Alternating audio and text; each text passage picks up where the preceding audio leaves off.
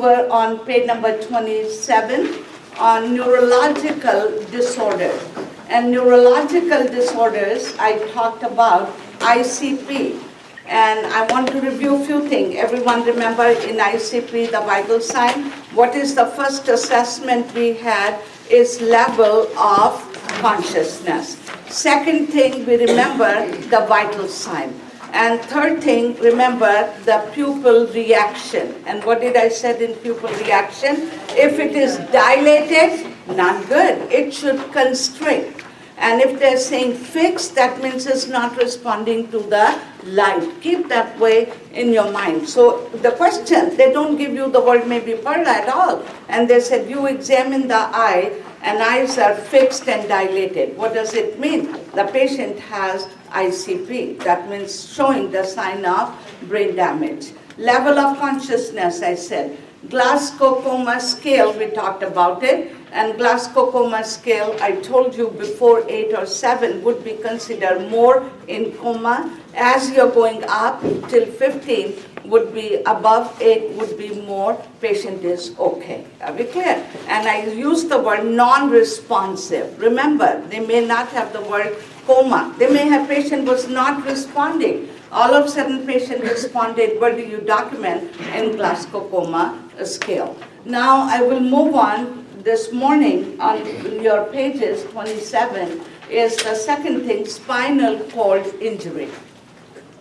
On spinal cord injury, we all know where is our spine in the back, from cervical, and we are taking to thoracic, lumbar, and sacral. Sacral is the bottom right here, and cervical is in the neck.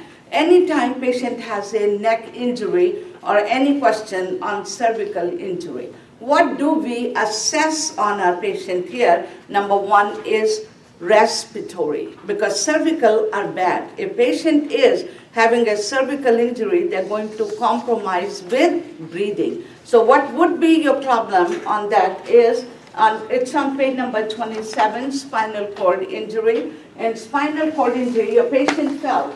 First thing is, remember, even you don't know what to answer, look for compromising respiration.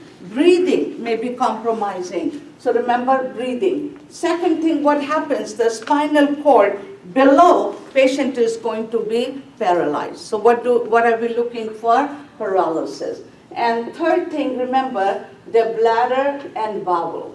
They won't be able to pee and constipation. So those are very important things are in your mind. Even you don't know a whole lot material, but you know, connect your question. Patient has spinal cord injury. We are looking is what? The respiratory compromise, and they are paralyzed, and their problem is they won't be able to pee.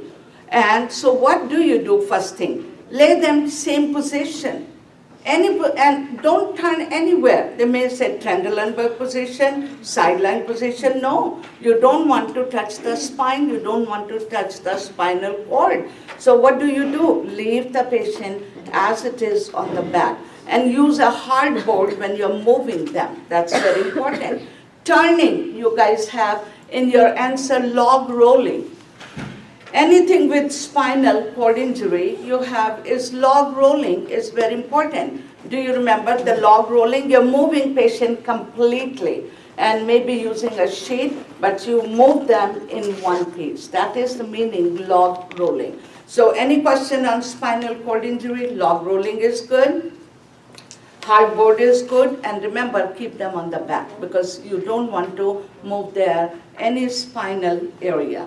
Now those are important, but I like you is that we must know what are the complications can happen to the patient after spinal cord injury. So you guys have in your package, it says log rolling, highlight that word so you know for positioning any spinal cord injury, you go for log rolling. So that is important answer. Autonomic dysreflexia. Now there are actually 2 injury after spinal cord injury. Patient goes in spinal shock, but I want to go more over is autonomic dysreflexia. The word is autonomic dysreflexia comes later. Now 3 to 6 weeks, patient is in shock. and the blood pressure is low. But what is autonomic dysreflexia? The main difference between both of them, this comes early, and patient's blood pressure is low and pulse is low. But remember, in autonomic dysreflexia, very common in exam, your questions are. Autonomic, because patient has to live with his life all their time and they've been paralyzed. But what is the biggest problem with these patients are, they go with what? Autonomic dysreflexia. What is autonomic dysreflexia is vagus nerve and pounding headache. It's a stimulation by the nerve. It's a neuro. So remember, the brain is affected and the nerve are giving the pain message. So I want to remember one word. Everyone, what is autonomic dysreflexia? Patient's blood pressure goes high. First thing is, we all remember that what questions are going to be, and read your question. If they have spinal cord injury, patient has a lot of them from thoracic injury, they use the word.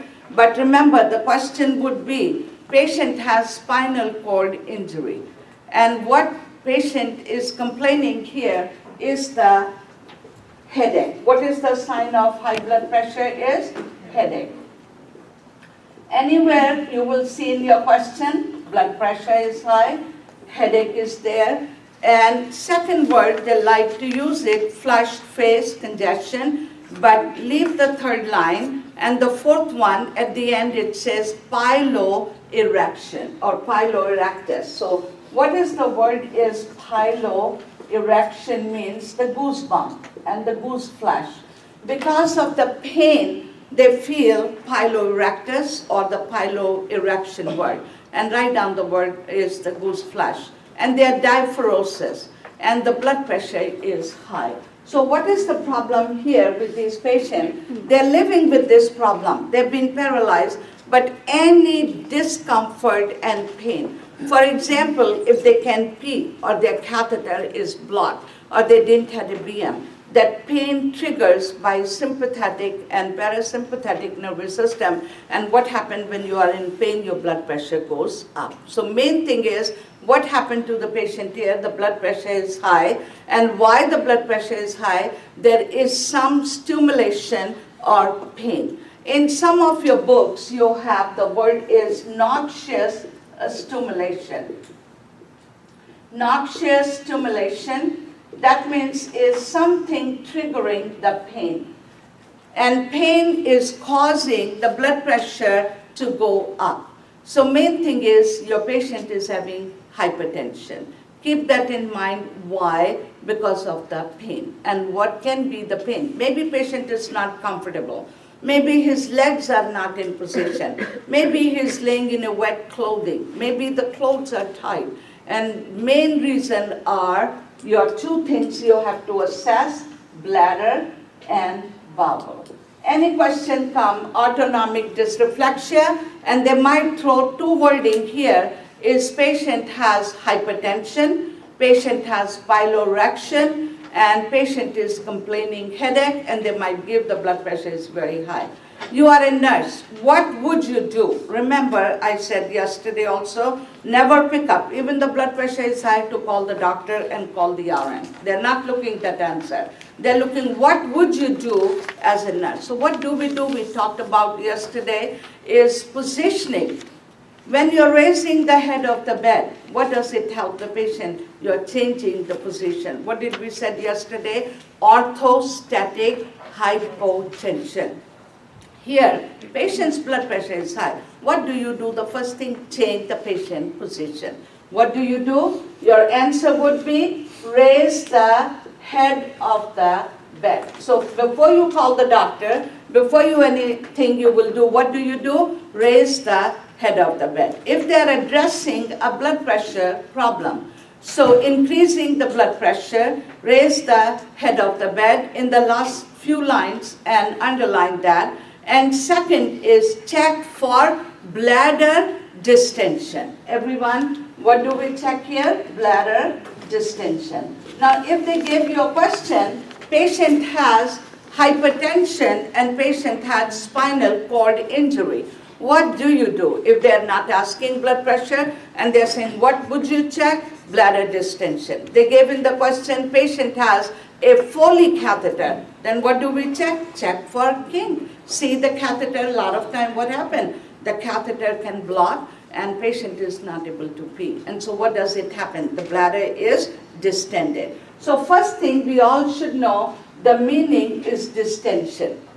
We are looking for bladder distension, and if patient has Foley catheter, you check for the drainage. Make sure there is no kink. And next is, if there is no catheter, then what do you do? So I want you, where you have bladder distension, write it down. You already have checked the kink in the last line. So if there is a Foley catheter, if they give you a question, there is no Foley catheter, and patient is having high blood pressure, what do you do? Check for bladder again. And what does the patient would need? If there is a distension, you're going to do a straight catheter. Everyone is all right? Straight catheter. See, the questions are not one, can be in different ways.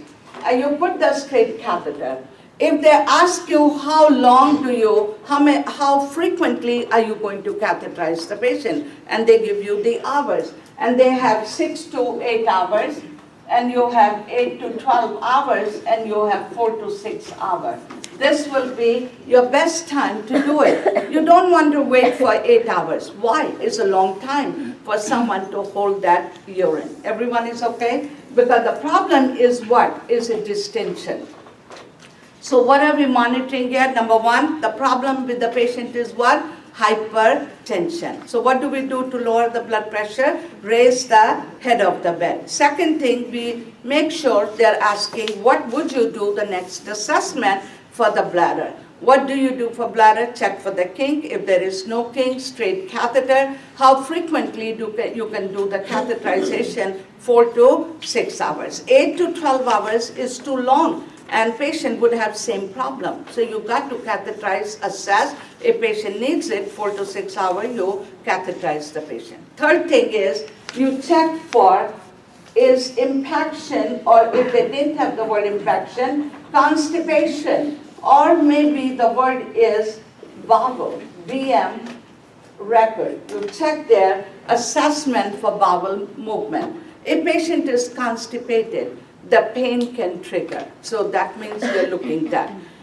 Maybe you don't have, and you have the answer. Keep your patient comfortable. Position.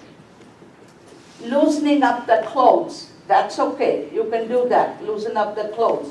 And change the linen.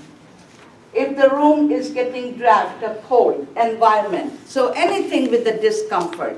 Anything they're giving you. But very important, first thing is your blood pressure, bladder, and bowel movement. And what is autonomic dysreflexia? Simply remember, it's a complication of patient after spinal cord injury.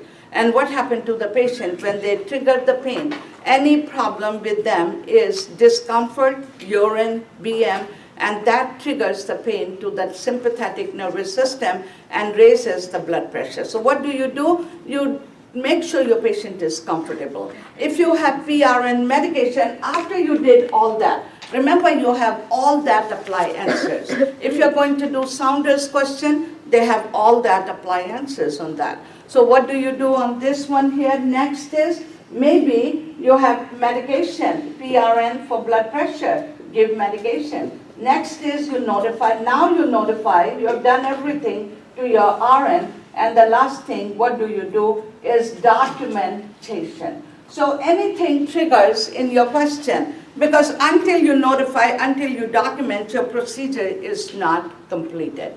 So in the questions, when you have all that apply. So everyone is okay, what is spinal cord injury? We are looking for 3 things. Is the breathing, number 1, any question? Positioning, keep them on the back.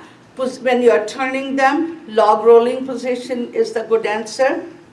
And what do you monitor patient here? Most complication they can give you is autonomic dysreflexia. What is autonomic dysreflexia? High blood pressure. What do you do? First thing is to lower the blood pressure. Raise the head of the bed. Second, check the bladder. and third, you check the DM and make your patient comfortable. So we covered spinal cord injury question.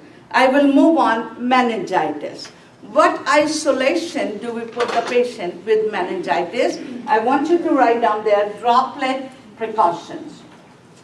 Can you put two patients together in droplet? Yes.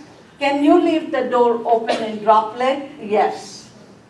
So remember those. And what kind of mask are we going to use in droplet is regular surgical mask.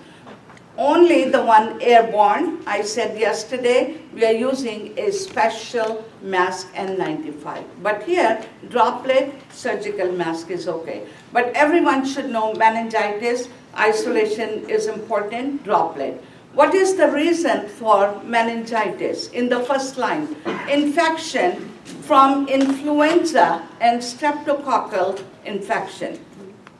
What do you monitor for meningitis patient is? What do we monitor for meningitis is ICP, number one. Highlight on second line. Neck rigidity. Any question? Patient has head injury and patient is having knuckle rigidity or neck rigidity, meaning patient is going into meningitis. That's the first sign of meningitis, knuckle rigidity or neck rigidity. Then you will go is second line, Kerning sign. Third one is Brodowski sign.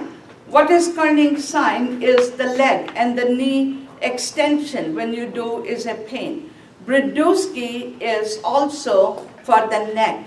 Neck is flexion, cause pain. But Kerning and Brodowski sign. And also photophobia. I want you to add fever. So when the patient has meningitis, definitely they have fever and they have photophobia. They're sensitive to light. Even for ICP patients, what kind of room do we put them in? Is a non-stimulating room. So remember that. And knuckle rigidity word, ICP word. Intervention, we already said isolation. You're assessing neurological. I want everyone, number 2 is very important, ICP. And number 3, first priority for meningitis patient are you're preventing them from what? Seizure. Everyone is okay? What are we preventing here? From seizure.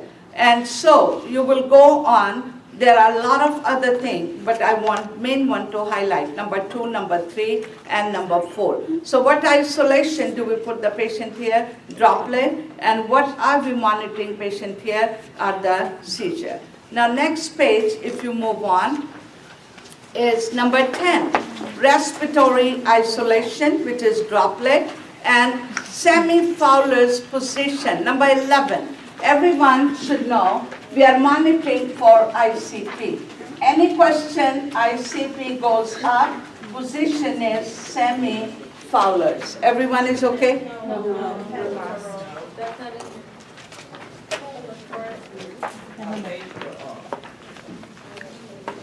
All right. What do? We can just add few things is there, but next we are okay 4, so we are missing 3, 4 lines here. Photophobia is okay. Underneath, you guys write it down, is semi-Fowler's position. That's basically 2 things I want you to add there. Semi-Fowler's position when your ICP goes up. And then you will go underneath there is antibiotic. You got to give them antibiotic. So everyone, let me repeat here. Meningitis, immediately you see your question. A lot of things may be in the answers, but what are we looking here is meningitis, your droplet precaution. What is the earliest sign is knuckle rigidity. Kerning sign, Brodowski sign, patient has fever. What room are you going to put them in the droplet precaution? And also, I said, any question for you guys, semi-Fowler's position, when ICP is going up. So you put them in what position? Semifluorous. Are we going to give antibiotics? Yes, we continue antibiotics. So that's okay. Now we will move on your page. Next is 28, is CVA, and that's okay, that's fine. So you have CVA, and CVA we talked a little bit yesterday. What is one of the reasons of CVA I said yesterday was hypertension, and what is another disease I said can cause stroke? What was the other disease I said? High blood pressure and diabetic patient. I want you to write down there. Now, this is the key. As we are moving on, I want you to memorize. When I'm saying, I want everyone to know, what is hypertension lead to? A stroke. What is diabetes lead to? A stroke. So everyone, what are the two reasons we get a stroke? Diabetic patient and your hypertension. And we talked about a lot of things in CVA, aphasia word and paralysis. And what do you monitor for stroke patients what do we monitor for stroke patients are? Swallowing problem. And also talking, speech, aphasia, dysphagia. We discussed that. But you guys have here diabetic. Why? Because stroke patient can go with diabetic patient. That's why we want to talk a little bit here. Is patient with stroke, we said already, problem is a swallowing problem. And thickened liquid, we said yesterday. Soft diet is okay for your stroke patient. But what is one of the reasons we said in cardio, control the blood pressure? Remember that? And to prevent your patient going into a stroke. And diabetic patient, they got to control the blood sugar. Otherwise, what happened is they're going into cardiac problem and to the stroke. And what test do you do for your patient here, for diabetic patient are, at the end you guys have hemoglobin A1C. Highlight that word in the stroke at the one side, but that's for diabetic patient. What is the another word is called glycosylated hemoglobin. How frequent? It's a blood test. When do we do this blood test? Every 3 to 4 months. And what do you monitor for your patient who has diabetes also? Neuropathy. And next line is microalbumin. I will talk a little bit more in diabetic. I will go in endocrine. But what is the meaning is nephropathy. Remember I said yesterday, nephro means kidney. Now microalbumin means is what? Albumin means, I said yesterday, protein. So when they're saying patient has microalbumin in the urine, what does it mean? The kidneys are bad. Are we clear? If another word, and very important, nephro means is what? I want everyone, two words very important is neuropathy word and nephropathy. And you will see a lot of those wording. Whenever you see neuropathy means is the nerves are affected. Neuropathy means the nerves, sensation, feeling. Nephropathy means kidney. So remember two words, no confusion on that. Patient is diabetic and patient has nephropathy. You guys have on line 3 and you have microalbumin and you have nephropathy and microalbumin. Meaning is patient is losing is protein. Or another word you add there, proteinuria. So whenever you have word proteinuria means is what? Nephropathy. Patient has poor circulation. Patient has no sensation. Remember, diabetic patient, they have no feeling on their feet. And what is the word is called? Neuropathy. Patient says, I don't know when I have to pee. Patient is diabetic. I don't feel when I have to go to the bathroom. We all feel when we have to go. That means we have neuro system working good. Nerves are sending message. But what happened to the diabetic patient? Neuropathy. And that's why we got to monitor for their circulation because they don't know what position they're laying on. So everyone, let me repeat here, stroke question. What are the two reasons for stroke? I said is hypertension and diabetic. What are you controlling in diabetic patients are blood sugar. What lab test is important here? Glycosylated hemoglobin.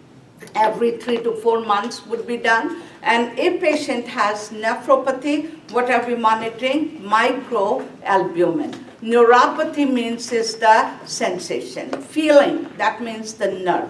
So those two words is very important that we know in stroke. And we already said for patient who had a stroke, is the problem for them are swallowing problem, big problem. And they are paralyzed, speech problem they had. Safety is going to be high. Immediately patient had a stroke, we said already what do we monitor? You guys said yesterday, ICP, remember? Why? Because there is a cerebral hemorrhage. And what is the reason was there? The hypertension. Now I will move some other disorder. There are lots of disorders we have, but I'm going few of them that you should know some wording on neurosystem, and I'm going on a little bit on myasthenia number. You guys have number 5, myasthenia gravis.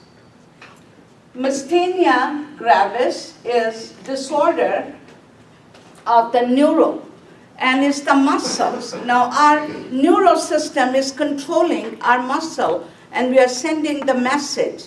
But if your muscles and some chemicals are missing in your body, then what happens? Your muscles get very weak, and patient has a lot of problem. So if you have a patient with myasthenia gravis, one of the reasons are they have lack of acetylcholine, if you remember that, and chemicals. But what is the problem when the muscles are weak with your patient are? What would be the problem with myasthenia gravis? First is highest problem I want you to write down, and they give you, your patient is admitted. Patient has myasthenia gravis, what would you do and what would you prevent the patient? So number 1 problem, what do they have? Respiratory. And respiratory means is what? That they can't breathe easily. You're going to monitor and prevent them from what? Respiratory problem. So what do you teach your patient here? And would be, maybe your answer, cough, deep breathing exercise. Maybe prevent them from upper respiratory infection. Because if they get infection, the breathing will get worse. So you got to prevent them getting infection. So what do we prevent them, myasthenia gravis patient? I want you to add there is respiratory problem. And what do you teach them? Cough, deep breathing, exercise. What are you preventing them? Getting any kind of cold infection, even upper respiratory. As they get infection, the breathing is going to get worse. So remember, anything with the breathing, that's your number 1 priority. And what would you keep in the room? Maybe suction, answer, maybe tracheostomy, you might need to keep in the room. So number 1 problem is with myasthenia gravis patients are breathing problem. Number 2, remember all the muscles are weak, and the first is the respiratory muscles are weak. Number 2 is they cannot talk. Their voice is very soft because the muscles are weak, and also they cannot swallow. So respiratory, and their speaking is a problem, the speech. And number 3 is swallowing problem. And their eyes, they cannot keep it open. What is the word is called when the eyes are closed all the time? The word is ptosis. Ptosis, you will see them, is P-T, ptosis, O-S-I-S, ptosis.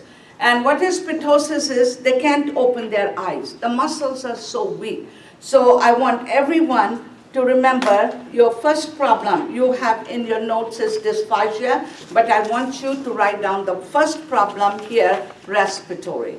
So what may be question on teaching, and what would you teach them to prevent them from respiratory infection? And what do you teach them? Turning, cough, breathing. What do you keep in the room? Suction. And second problem may be dysphagia, they ask you. And also, I want you to write down the word, they can't even open their eyes. They are drooping eyelids, and it's called ptosis. And you got to prevent them from swallowing problem, respiratory, but highest is here is your respiratory problem. I want to add one more underneath, and add there is called multiple sclerosis. Multiple sclerosis is another disease. This is myasthenia gravis, and multiple, they're quite similar, all of them. Multiple sclerosis is another disease. Sclerosis. And what is in multiple sclerosis? Same thing. The muscles are weak, nerve fibers are dying, and patient is starting. Where do they start? Very early age, multiple sclerosis come, and they start with the legs, and they can't walk, and their ambulation. But there's a lot on that. So they're coming in, and they have very spasticity of their muscle. So a lot of time they use the word spasticity word on their muscles, spasticity. And then second one is going to their bladder and bowel. They can empty, urinary retention. And number three goes to swallowing problem. But there may be a question is they didn't ask everything, and they say, what do you monitor? Multiple sclerosis patient is swallowing. That comes later, but yes, at the end, they won't be able to swallow. They will be fed by the tube feeding, but you got to prevent very slowly. You don't start putting tube feeding right away, but they do have problem with swallowing. So any question with swallowing, prevent from aspiration, suction is okay, and how do you feed them and monitor for swallowing problem. Let me repeat here. We discussed multiple sclerosis, and I said myasthenia gravis. There's a lot in neurosystem, a lot of other diseases, but I'm going to go over the few things and main wording. And multiple sclerosis, what are you looking for? Swallowing. And I said when they come in, they start with the legs, and very early age, and their legs are becoming weaker, they start having a problem, ambulation. Safety is important for multiple sclerosis. And then they have a problem, they can pee, and they have to live with Foley catheter. Then slowly, as they live longer, the swallowing is getting a problem. So let's memorize two things. Myasthenia gravis, pay attention, respiratory. Multiple sclerosis is what I said is swallowing problem. Everyone is all right? I will move on now on number 6, which you guys have, is seizure precaution and seizure disorder. Now what do you do if your patient has seizure? What is the highest priority? Airway. And second, I want you to write down there, injury. Patient is having seizure, aren't you going to protect them from injury? Yes. And if you're taking them for shower, you just protect their head. Put something under their head, put them wherever they are. And what position, even they're having seizure, you can turn them, only one position is the side. Why? Is to prevent aspiration. So everyone, two things remember when you're reading. However the wording is in your question, number 1, airway you're looking, and positioning, turn them on the side. Even they're having seizure, or they're saving status epilepticus, long seizure, then you turn them on the side. Why? To prevent aspiration. Keep the airway, we do not touch them, we do not tie them. And what do you monitor when your patient is having seizure? What do you monitor during seizure time are? The time. How long? Very good. So remember, time is important. And second word is called duration. How long means duration. And third thing is activity. Activity means is how was their facial, what they're moving their eyes, what they're rolling their eyes. So that means the word we use is activity. We are nurses. Are we supposed to document all seizures in your shift time? Yes. Any questions on that? Every shift we must have in the nurse's note in your med book and write it down. Did your patient have seizure? And what do we do at the end, at the month of the end? We evaluate how many times patient had seizure. Then we put it in the summary. So when the doctors comes in, doctors are not going to ask how many times patient, they just glance through our summary. So remember that you must have your documentation for your seizure, monitor your patient for seizure, safety is important. What is the word is aura word. You remember in seizure the word is aura, A-U-R-A. Aura word is when they can feel the seizure is coming. Before seizure, patient can feel aura. That is called aura. What is post-ictal phase? Post-ictal phase after seizure. What is after seizure? Patient sleep and patient is confused. Are we clear? So what is post-ictal word? After seizure. What are you monitoring patient? Confusion. Another question. You have a patient who has a seizure and you have UAP. Can you have UAP take care of your patient after seizure? Yes. What do we do after seizure? Nothing. You can just have her sit there, watch a patient, and that's okay. See, I mentioned yesterday, your questions are going to be as you're moving in with diseases, can you allow your CNA to take care of your patient? Patient had after seizure. Is okay? Yes, you can assign her. Because what do you do after seizure? We let the patient sleep, quiet, and they're resting, that's all. And what do you monitor after seizure? Confusion. What is the biggest seizure we call? Tonic, clonic seizure. So remember the wording, time, duration, activity is important, aura word, post-ictal word, position we already said, airway we talked about it, and I said patient who is having tonic-clonic seizure. Tonic and clonic seizure is a long seizure, and patient get what? Very stiff. What happened when they get stiff and they're jerking, and that is the most seizure you will see is a strong seizure. And what would happen to the patient after tonic-clonic seizure? Maybe the child question, Pete's question, but what usually have, it's so strong that they become incontinency. Maybe your answer, after tonic-clonic seizure, what do you monitor? Patient is incontinent. The meaning is, it's so strong that they lose the bladder control. And the next thing is that you may see the bleeding because they may have bit the tongue or the lip. And some question more in the children question. So keep two things in mind. On this seizure, you will see the bleeding in the mouth, maybe lip bleeding, tongue bleeding, or incontinency. Those are main wording, and if you will see on your question with seizure. I already said seizure medication Dilantin earlier. Now I will move on Parkinson disease. Parkinson disease, what is the patient has in Parkinson? If you look in the numbers in your seizure, and at the end you have Parkinson disease, and what is they have here is shuffling gait, and tremors, and rigidity. And I want you add they're drooling. Add the word drooling.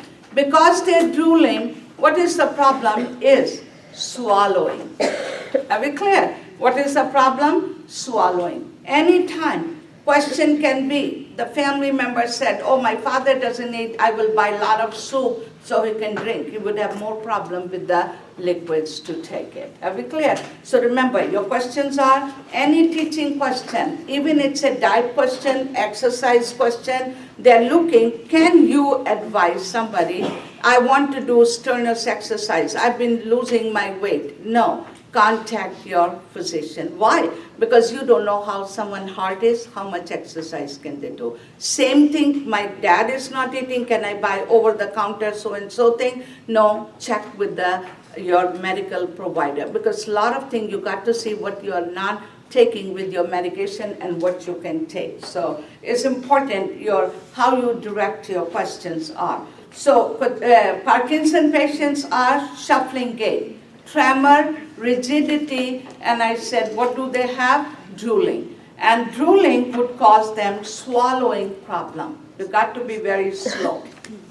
And safety, because of their gait, shuffling gait.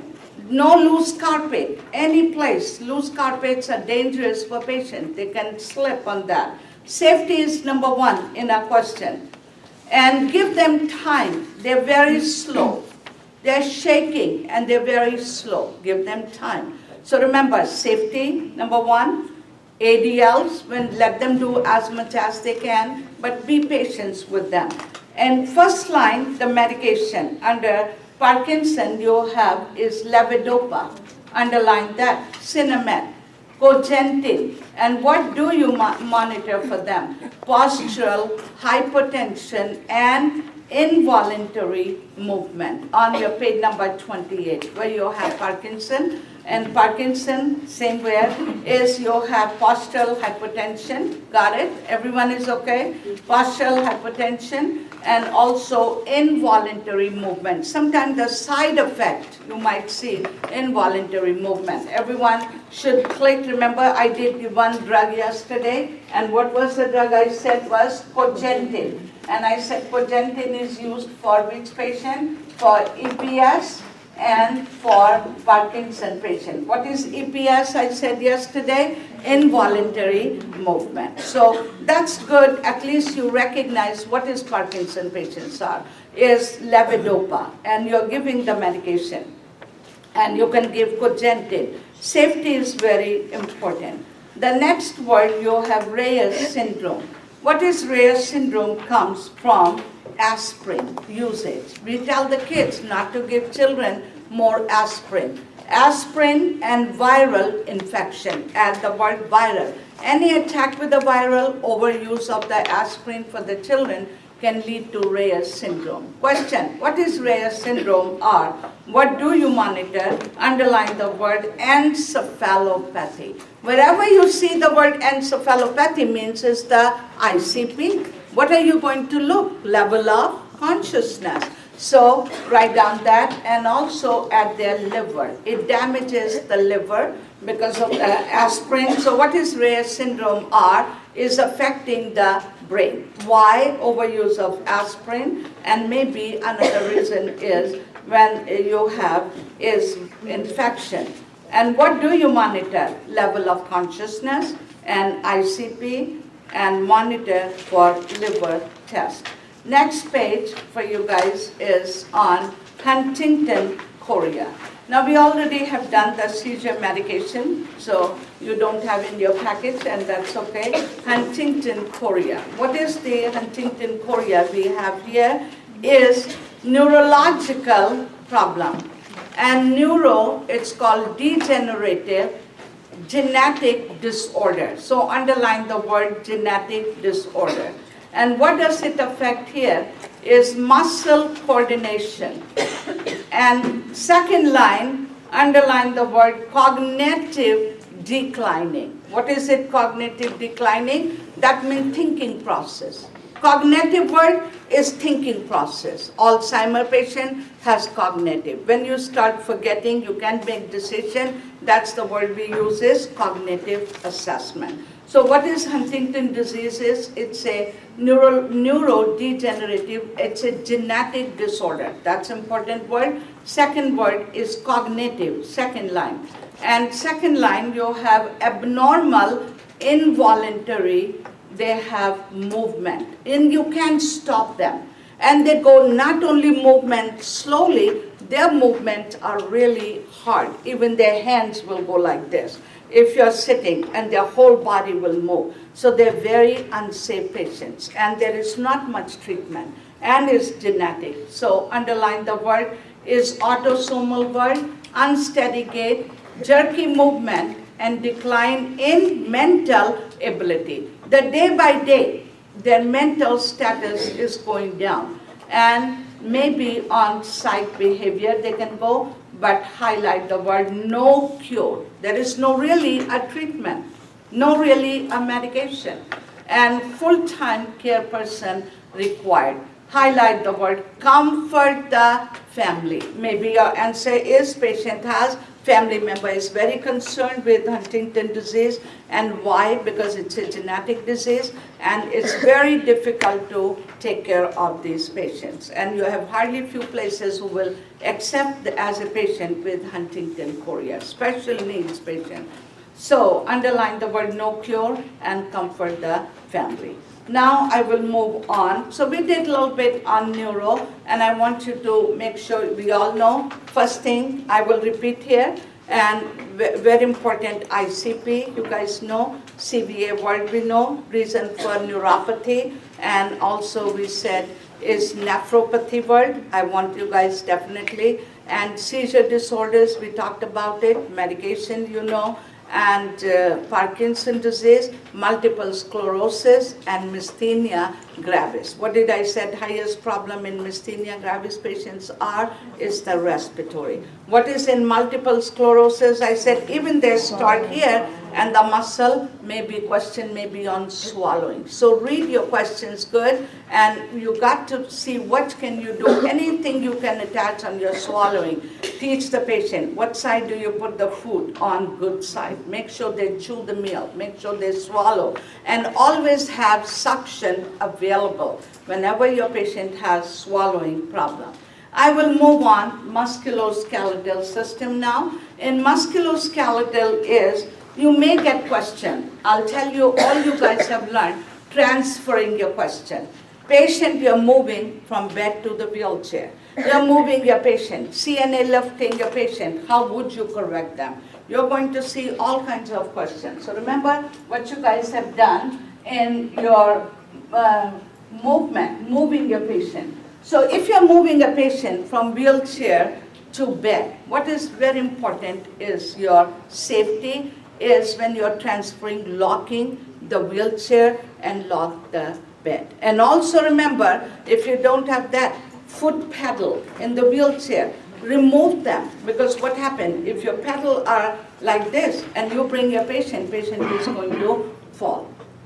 So a lot of question, maybe one simple answer for safety, but you got to read your question. Question would be very simple, but yes, maybe moving a patient, not only for HC, even NCLEX question. All your procedures, and they will see if you really understand what is right and wrong. So moving your patient from bed to wheelchair, safety is important.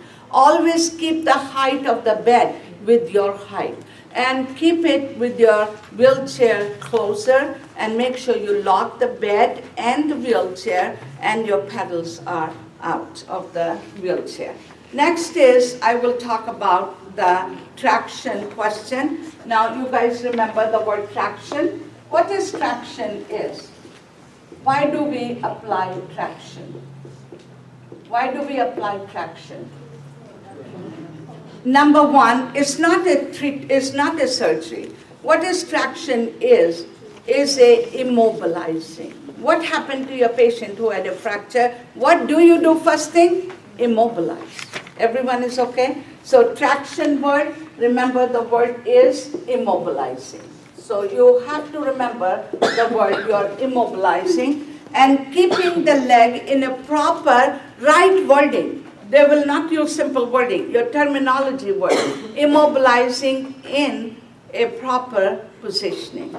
Proper alignment. Alignment means in a proper positioning, both legs and whatever, in a proper alignment. And so we are doing is what? Second purpose of your traction are relieving the pain and the spasm in the muscle. A spasm in the muscle. So remember two wording. Why do we apply traction? To immobilize and to relieve the spasm in the muscle. Those are very important purposes to apply the traction. Now, which patient do we apply the traction? Is when they had fracture, and when you are applying traction, there are two kinds of traction. I'm sure you guys remember that. Is skin traction and a skeletal traction. Now, everyone remember the word skin traction and the skeletal traction. And if they ask you a question, what is a skin traction and what is your priority for skin traction patients are? A skin traction means a skin care. You prevent them from skin breakdown. And they're not putting anything inside the bone. They immobilize by using the tapes and the bandages, and the legs are immobilized and the weights are hanging. So what happens when the patient's leg is immobilized? They cannot move. What would be your problem here? A skin care. Everyone is okay? What is a skin traction? A skin care. And maybe they're asking what part of the skin care? They're laying on the shoulder. What is this part is called? Is scapula. This is your part, the shoulder in the back, because they're laying. And also, a lot of time when you're putting more pressure on the good leg to move in and out. And remember the word trapeze over the bed? You must have trapeze with the traction patient, and you do not turn them on the side. And they're laying on their back. So what is your highest care here is the skin care. Second thing, remember, any question on traction is patient is laying in a bed. They cannot move.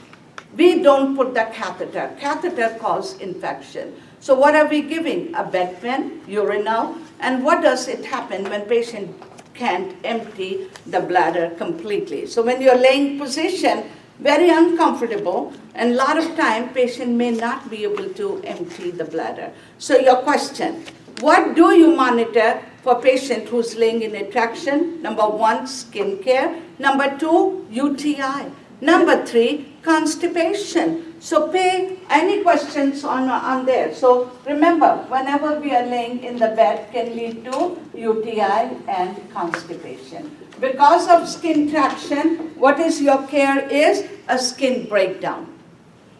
A skeletal traction means they fix the bone and they are using the nails and the pin. Now, any question? Patient has skeletal traction, and what do we do? Underline the word pin care.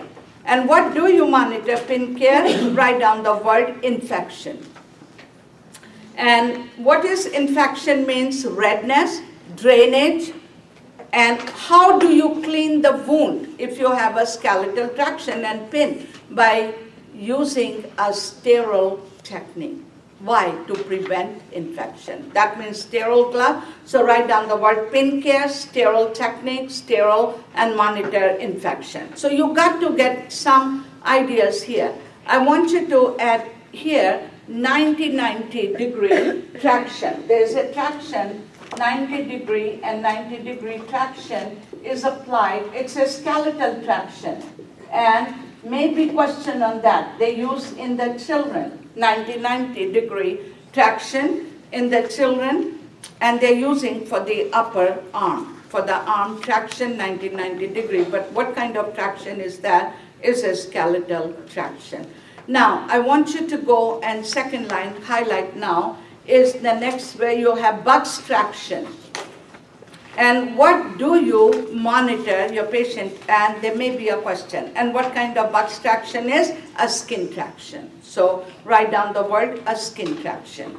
And what does the patient has trapeze? What do you need to know as a traction for your patient when they're laying in a traction? Number 1 is if they give you a question, you have a patient who's laying in a bugs traction, what would you document in your nurse's note? Or what do you assess your patient and you're going to document? As all nurses, what do we need to go? We are going in patient's room. Even you're doing any procedure, giving medication, we still need to assess our patient. And what do we need to see? 2 things are important here.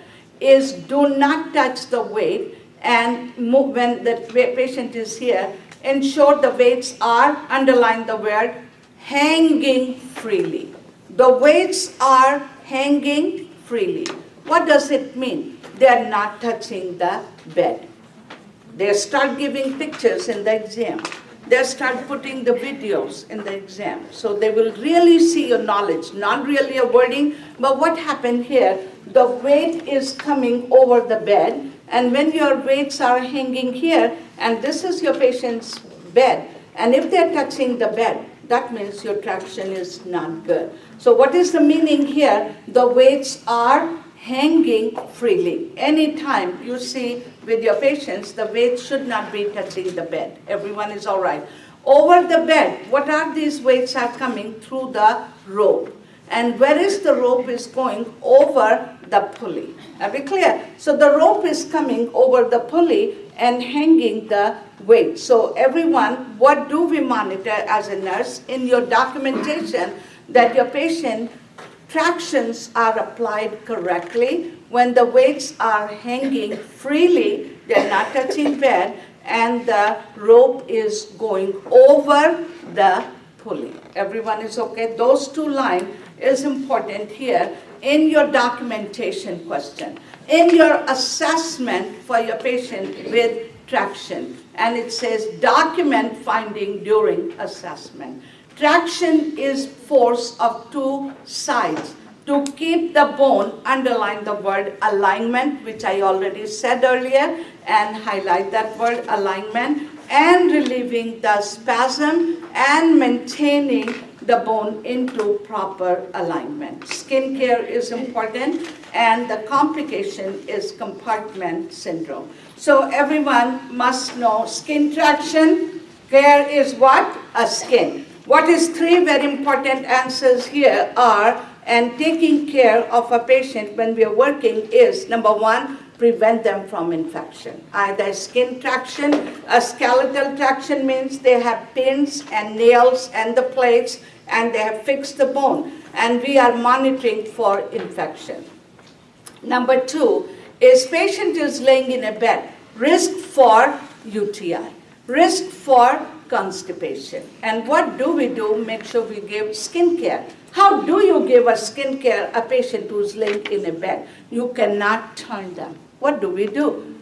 Use the trapeze, tell the patient to lift, take your hands and do on the back care. How do we change the linen? We don't turn the patient. We got to go from the bottom or from the top, but you're not turning, go from the top to the bottom or bottom to the top, and you can go anyways. But we remember, we are not turning the patient on the other side. Trapeze is important. Very important questions on tractions are, that goes in your traction questions, how to take care of your patient. I said Buck's traction is a skin traction. 90-90 traction used a skeletal traction in the children for arm. Then you have Russell traction.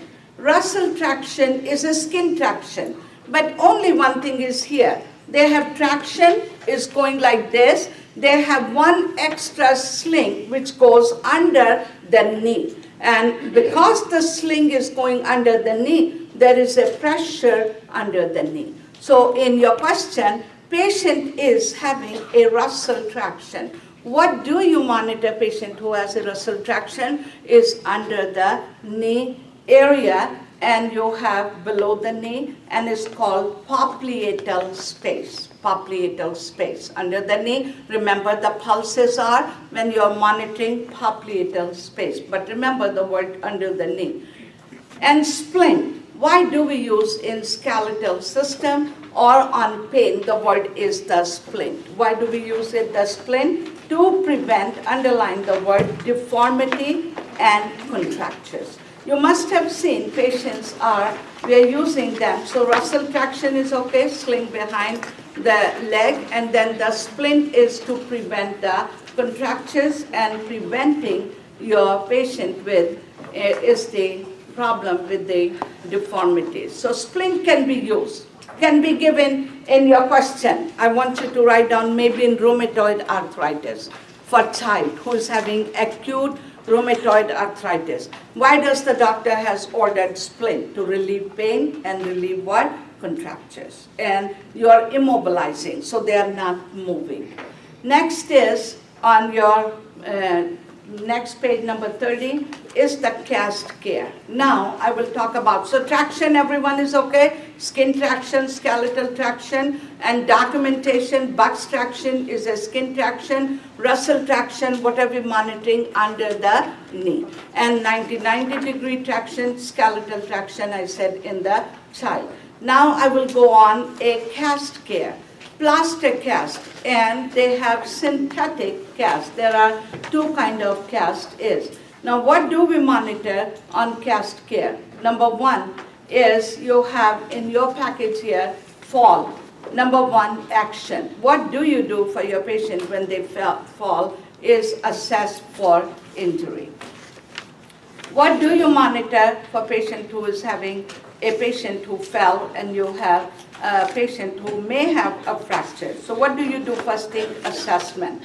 Now, if your patient come back with a plaster of Paris or synthetic cast, there are two differences between them. Is plaster of Paris is heavier and it takes a long time to dry. 24 to 72 hours. So I want you plaster of Paris. If patient says, and your question saying, patient come back with plaster of Paris and patient says, I want to walk in 30 minutes, they can walk because the cast is still very wet. Everyone is okay? The cast is wet, it's not dried yet, and so what do you monitor for synthetic cast?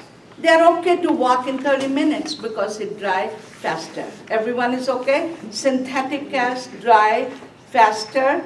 Plaster of Paris will take more than 24 hours, so patient cannot walk. But synthetic cast is lighter. Plaster of Paris is heavier. So first thing is, remember, they're heavier, take a longer time to dry, and what will be dried on the synthetic cast. How do you dry the cast? How do we dry the cast? What is the best way to dry the cast? Leave the cast open. Leave the cast open. Don't cover it, number one, in your question. Why? Because the cast is drying from inside out. And as you leave it open, it dries faster. If ever you're going to use the hair blow dryer, is the cold setting, not hot setting. Because the heat is coming from inside and is going to cause the burn. So no heat you will take. The best thing is keep the cast open and turn the patient frequently. That is your right answer. What do we do to dry the cast? Turn frequently and keep the cast open. If you're using a dryer word, only cold setting would be your answer. So that's for drying. How do you hold the cast? How do you hold the cast? With the palm, not the fingers. Use your palm. And what do you use for positioning? Only pillow. Even it says covered with plastic, that's okay. No sheepskin, no other material, just simple pillows are the good for positioning. So drying the cast is important, turning frequently and leaving the cast open are the best answer, and you do not use the heat. Now patient has plaster of Paris. And what patient come back with cast? Or child is going home, any question. What do you tell them? What are we monitoring for cast patients are? What do we monitor with the cast patients are? Neurovascular assessment. What do we monitor? Neurovascular, not only the blood vessel, but what does it cut off? The nerve. So the best answer is what? Neurovascular assessment. And neurovascular, you have pain, pallor, color, pale, pulseless, paresthesia, and paralysis. Polar means is cold. Anything with neuro. Any child a mother is taking home, maybe a question on peds. And what is the mother says? Child is not able to move, not wiggling the toes, maybe too tight, color is changing. What do you tell them? Bring the child right away. What does it cause if your circulation is bad? I'll take a few minutes and we'll take a break. So what would be the problem with neurovascular problem are compartment syndrome. So everyone should know the word compartment syndrome. And how do you prevent the compartment syndrome? By assessing, as soon as patient come with the cast, elevate on the pillow to reduce the swelling. And monitor for itching word. And if there is a itching, then what do you do if patient child has a itching? Is go on cold, any cold application, and maybe cold air, blow dryer you can use. And itching you can always go for medication. Now what happens if the cast is, child is newly coming back or your patient, and they give you, there is a blood on the cast, and you see blood on the cast, what do you do? And you have a big blood area on the cast. What would you do? Remember, in your question, as soon as someone is coming back after surgery, there's going to be some bleeding. So never pick up answer to call the doctor. Never call your RN. What do? Circle it. What is the meaning circle? You are observing. Don't want to call. If you're going to call your RN, she will say same thing, monitor and let me know if it gets worse. So what do? Your answers. Any dressing right away from surgery, any cast dressing, any neurological craniotomy patient dressing, because you are losing fluid. But immediately, the best thing is either you're reinforcing the dressing, never remove the dressing unless you have a doctor's order and patient just came back. Maybe same question on cast. There is a blood on the cast. What would you do? Answer, maybe call the doctor, call your RN, notify immediately, maybe look for the answer. And what do? We circle it. And what does it mean? It might say monitor every 15 minutes, even if it didn't say. The meaning is circling, you're going and checking frequently. If that circle is here and the blood is going more outer, that means patient has been bleeding more after the surgery, because there's always some bleeding and some drainage is during the surgery time that you will see. So let's take a break now, and 10 minutes, okay?